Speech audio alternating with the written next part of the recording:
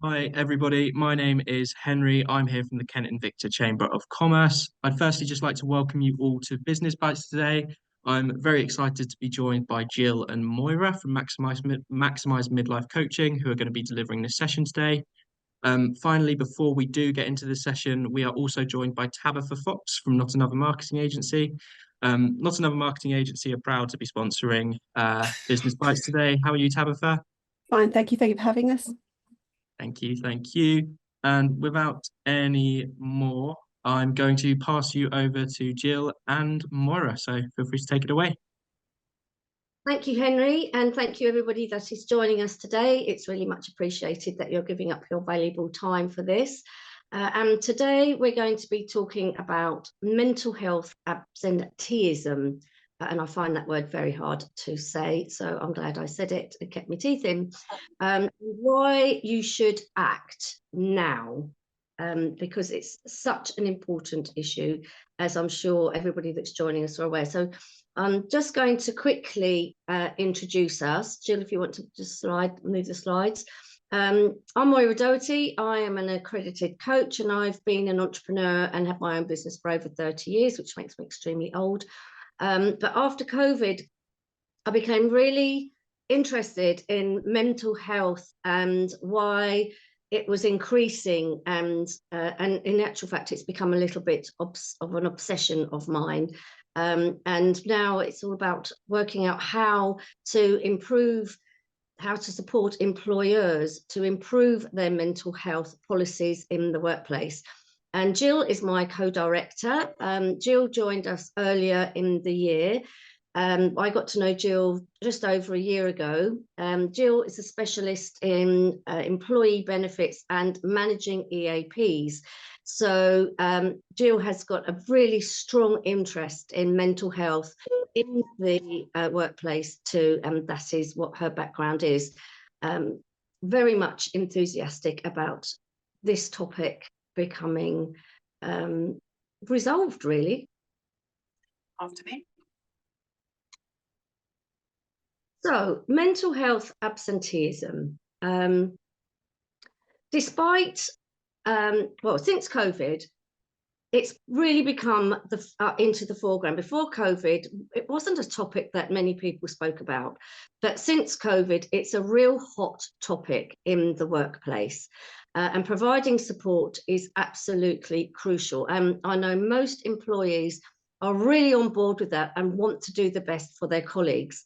However, despite the fact that most employees now have at least one of these, an EAP, obviously a mental health policy, they have private health insurance in place, they have mental health first aiders, open door policies, and all of these fantastic things. And they are all important and should still be held in place.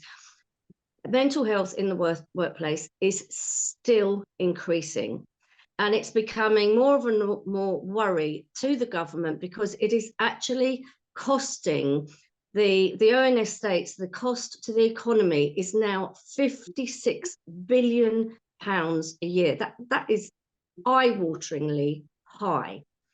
So there's all sorts of other stats that we have here. The fact is that 13.7 million work days are lost every year to work-related stress, anxiety, and depression. And that's according to the National Institute of Health and Care Excellence. So why with all these things, why with everybody taking so much more care, putting in more strategies, putting in more policies, putting in more training, are the figures still rising at such a rate?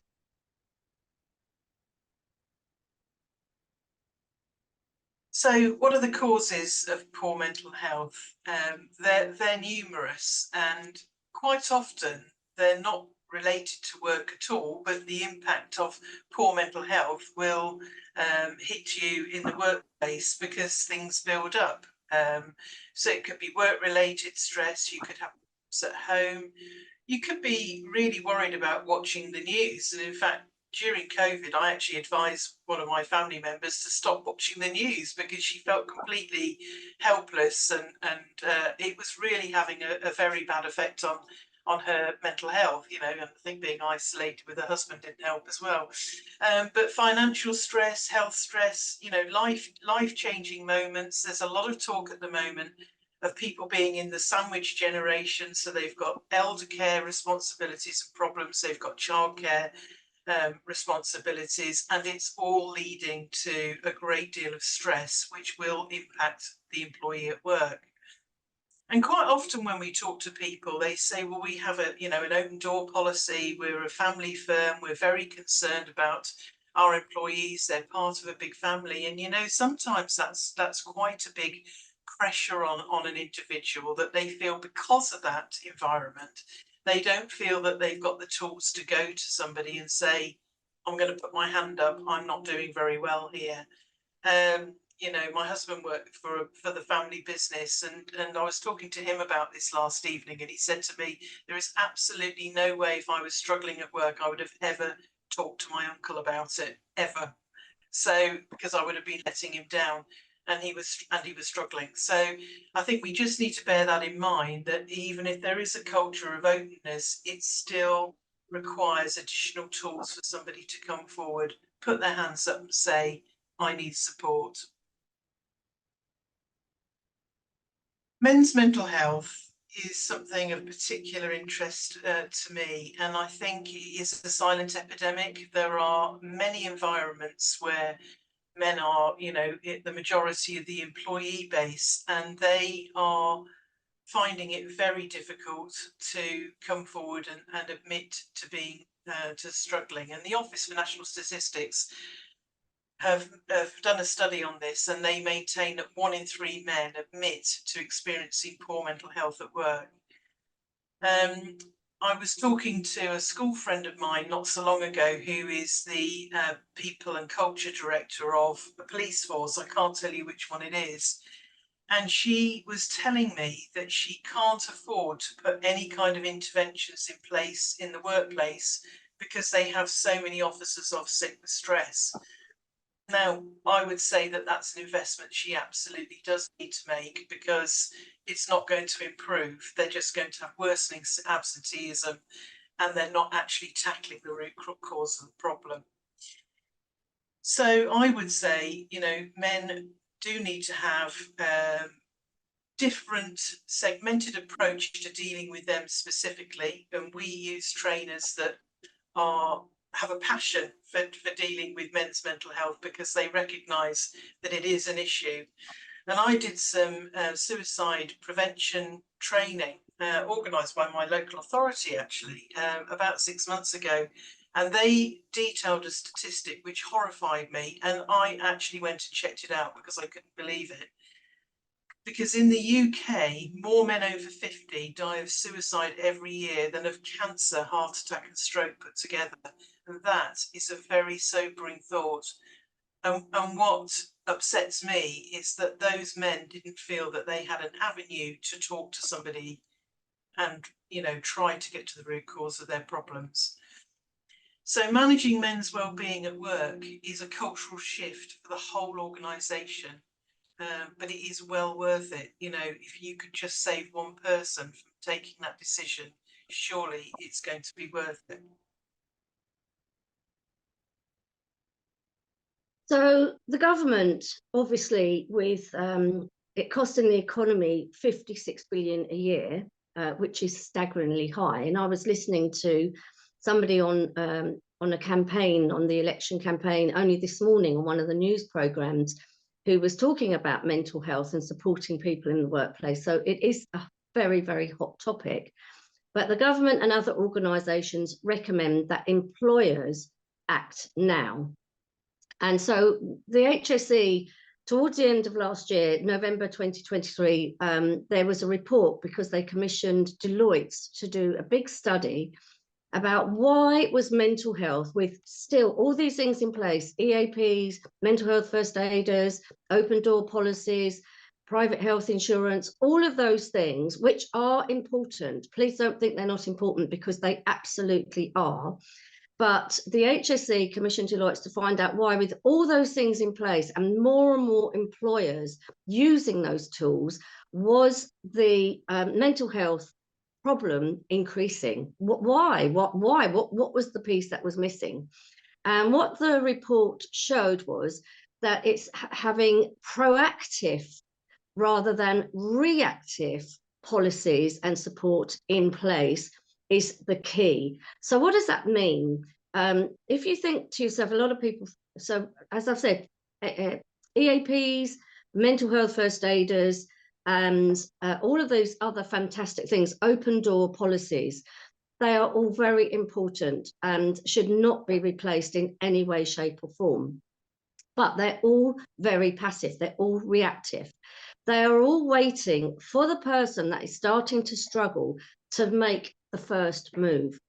And the thing with mental health is it accumulates, it escalates. It starts off with one worry. It could be that you're worried about your parents or your children or a hole in the roof or your pension, or as Jill said, it could just be that the news is driving you mad and you think the economy is all going to go to rack and ruin, or Russia's going to take over the world. Whatever it is that starts your mental health problem, it starts to escalate, and people generally don't put their hand up and say they're struggling until it is a long way down the road, until they have started to take time off sick, and till they are not as proactive as always, till they're not as engaged, because that is how mental health works.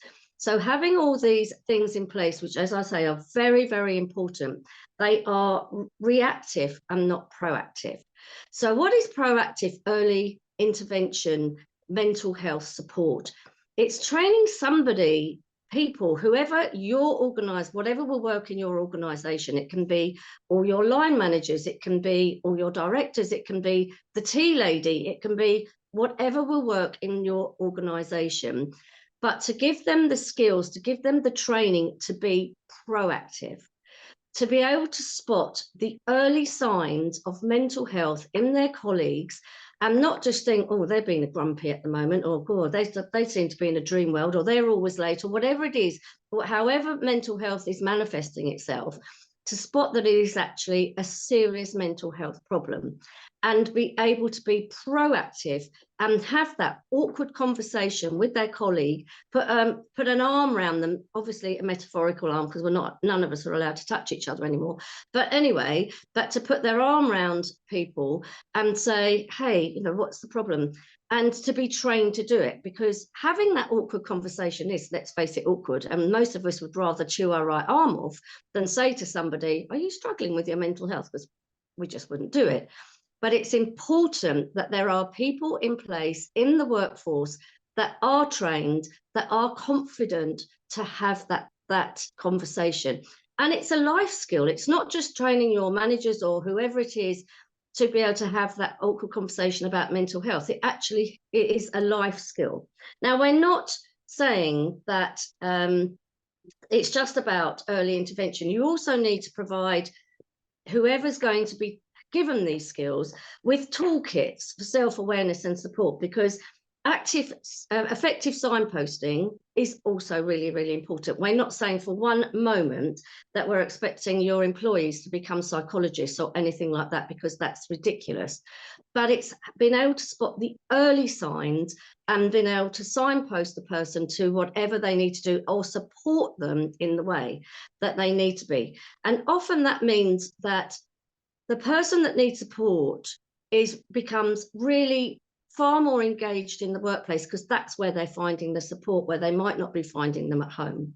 So other things that you need to think about, rather than having passive strategies and proactive ones in place and toolkits, segmenting the solutions in age and sex also helps. So the person you train to have these awkward conversations knows how to speak to a man, as Jill has already said, because men respond to this in a different way to women, and younger people respond in a different way to older people. And it's been able to have the conversation with whoever is presenting mental health conditions.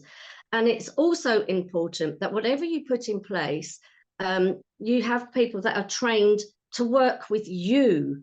so that it fits perfectly, because we at Maximise Mental Health really don't believe that mental health training is a one size fits all, because it's really not, because mental health manifests itself in so many different ways. So, as Moira said, to spot the early signs, you know, there are so many benefits to being able to capture somebody before they start to spiral, really. And putting it bluntly, it's a business case. There is a business case for managing your employees' mental health effectively. You're going to have more engagement at work. People are going to feel that it's an inclusive culture. You will recruit better people. You will retain your good people as well. You know, when I was an HR manager, I was being asked by managers to get rid of somebody because they weren't being effective anymore. And quote, "It's such a shame, they used to be a really great employee." Well, what's changed? Have you spoken to them? You know, as Moira said, it's a life skill to be able to upskill your managers in particular to recognise early signs of disengagement, which could manifest itself into a mental health problem. And about reducing the absenteeism. So, you know, you've got more effective people being more engaged at work. That's got to be the goal for everybody. But I think it's really important to call out what the British Safety Council is saying. And the British Safety Council has admitted that they are going to focus on mental health safety over health and safety, because they think it is such an issue. And their view is that all line managers, heads of department, must be appropriately trained in mental health awareness and support mechanisms, so they have the confidence to communicate with employees with care and sensitivity. It says exactly what we believe in and we have a passion for. But again, you know, having a difficult conversation, and it isn't easy. Being a manager is not easy, but having a difficult conversation is a life skill. It's very helpful at home as well.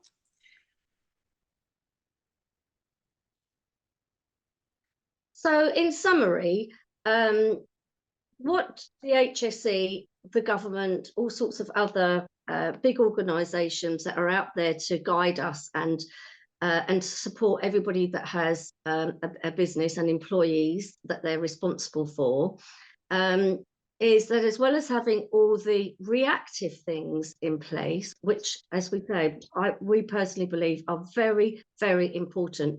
It is so good for your culture to know, for your employees to know that there is a mental health first aider and that they're signposted.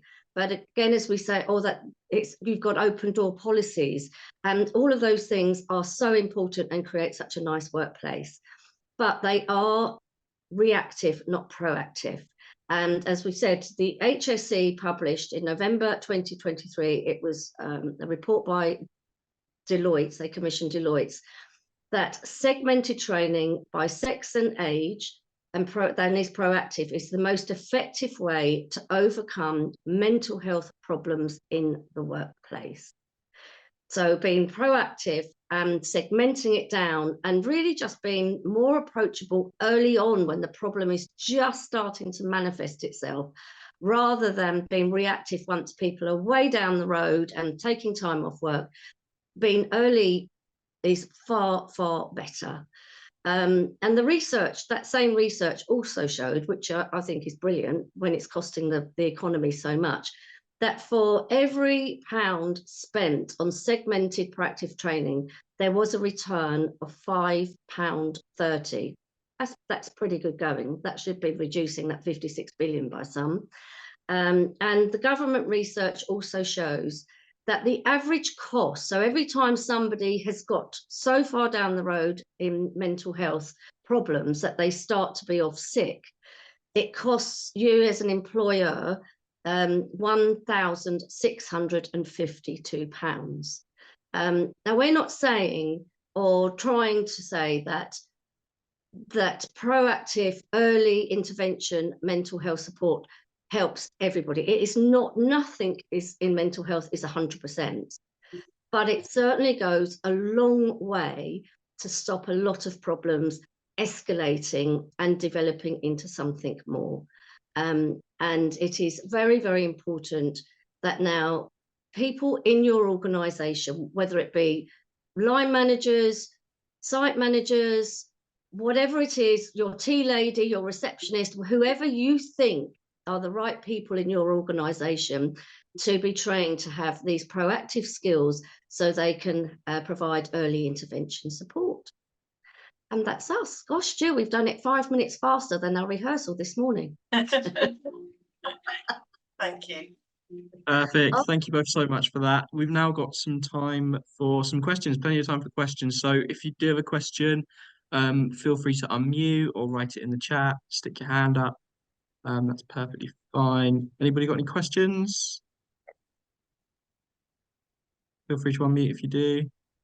We've got some contact details on the next slide. So if somebody doesn't necessarily want to share or ask in this session, by all means, drop us a line. We'd be happy to help. And, you know, we love talking to people. Perfect. Yeah. I can actually start. So if I had a question. So obviously you've been talking about absenteeism and having people off work. What steps would you take in kind of the return to work process for people that are coming back off of mental health leave? Do you want me to pick that up, Moira, from an HR background? You do that, Jill. Yeah, I think it's really important to have a conversation with anybody who's been off sick for any reason. You know, have a return to work conversation with them, as I say, whatever background, because our experience is that people don't necessarily flag poor mental health as a reason for being off sick unless they've got a doctor's note. And as you know, doctors don't necessarily have to issue a sick note as early as they used to. So I would suggest that, you know, it's about tackling those awkward conversations with the training that we offer. I would say sit that person down in a discreet area, talk to them about their reasons for being off sick, and have the signposting information to hand, you know. And if you've got an EAP in place, say perhaps you'd like to use the counselling service within the EAP or private medical care or whatever you've got, you know. Do have that signposting to hand, because I think there's nothing worse than saying, oh, I think we've got an EAP somewhere, but I can't remember the number. You know, that you just need to be absolutely prepared for that meeting, as you would be for any meeting that you're having with an employee. Make sure that you've got the facts in front of them, but also do a bit more listening than talking, because I think you'd be surprised once you start asking somebody, you know, how they are.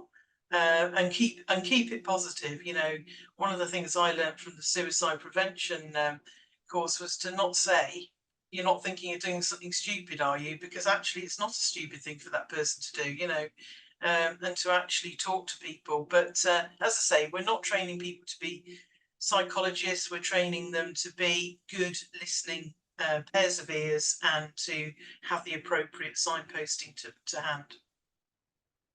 Perfect. Thank you. And we have a question from Amanda Wilson from Saracen's Horse Feeds. Would you like to unmute, Amanda? Hi. Yes, I just was wondering where you recommend the training for either people to be mental health first aiders or just for managers within the business to be able to confidently be able to have these conversations as sort of an early intervention type conversation, because it doesn't come naturally to most people who are maybe managers within the business because of their, you know, skill sets at work. They're not comfortable with these conversations. Absolutely. That's good, though, isn't it? Like you've got like clear, direct, like really, we work very much with yourselves and who are your people and what are they like. And so many of our clients say, you know, our managers are great at managing the finance department or whatever it is, but they really don't, they're really not comfortable about having any of these conversations. So it depends on what, if you've got a boardroom at work, we definitely do in person. So we like to have in person in small groups to teach how to do awkward conversations. And it's if you've got a boardroom in your office, or if you've got I don't know, we can go to a hotel, or we have access to conference rooms as well. And the early intervention training, the awkward conversations, having those awkward conversations, giving people those skills to feel very confident and relax people in having those conversations is about having in-person training.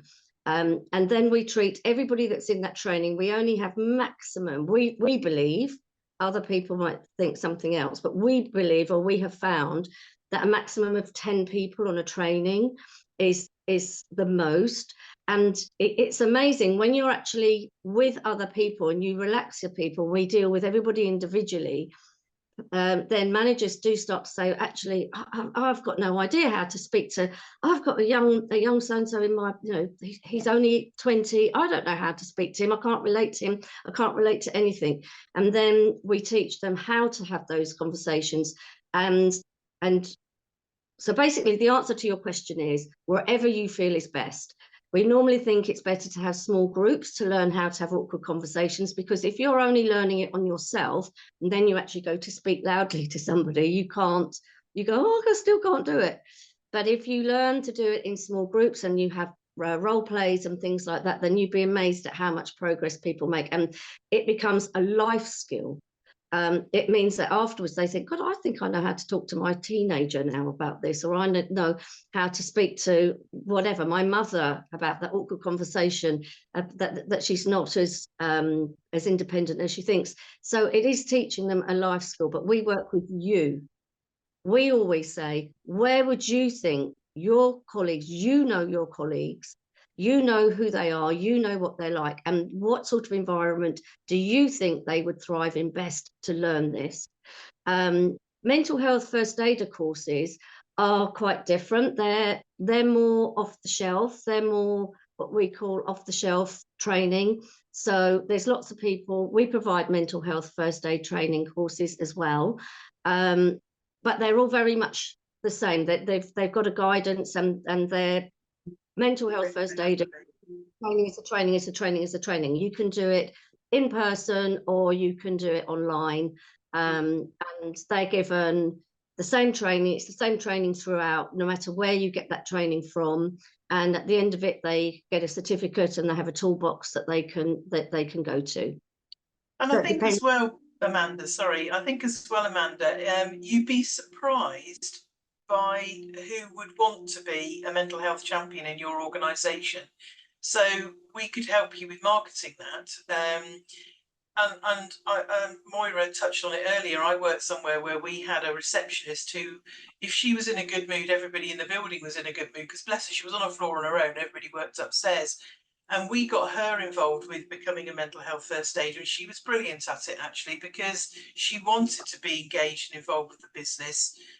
Everybody had to walk past Pat twice a day, and so she actually knew if somebody was themselves or not anyway.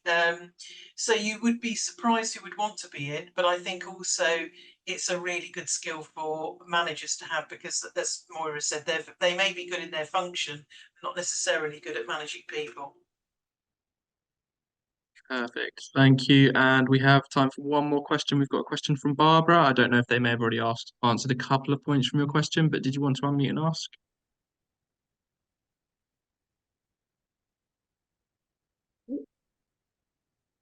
I can see the question. There we go. Yeah, it was about, there we are. Sorry, Barbara's just asking for anyone that can't see it, what kind of training on mental health do you provide? We provide very much, for our mental health first aiders course, that is an online course. To suit, it's over 2 days, but it can be done in 4 half days. It's very flexible, and to suit again, because sometimes employers can't have somebody out of the office for 2 solid days learning to do this or whatever. So that's very, very flexible. With our other mental health, it's very much bespoke to the that's okay, Barbara, I can see she's unable to unmute. It's very much bespoke, like I said earlier.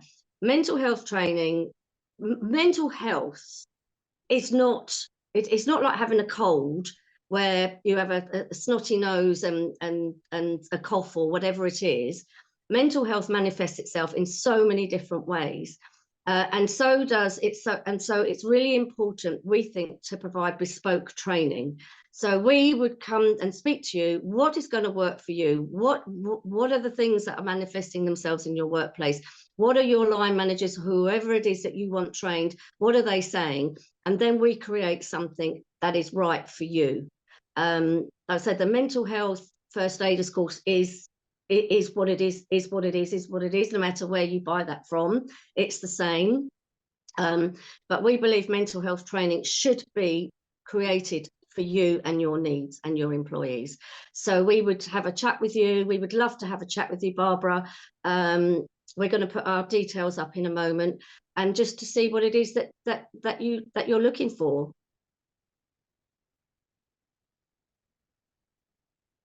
Does that answer your question? Does that answer your question, Barbara? There Yes, we I go. think. There we go. Fantastic. Well, thank you very much, everybody, for all of your questions. That takes us nicely to the end of this presentation. So, yeah, like I said, first of all, thank you all ever so much for coming along today and engaging with this presentation. Massive thank you to Jill and Moira from Maximise Midlife Coaching for their engaging conversation there. And finally, thank you as well to Tabitha Fox from Not Another Marketing Agency, again, for sponsoring this event. So, yeah, that is all. Thank you all ever so much for coming. Take care. Thank you. Bye.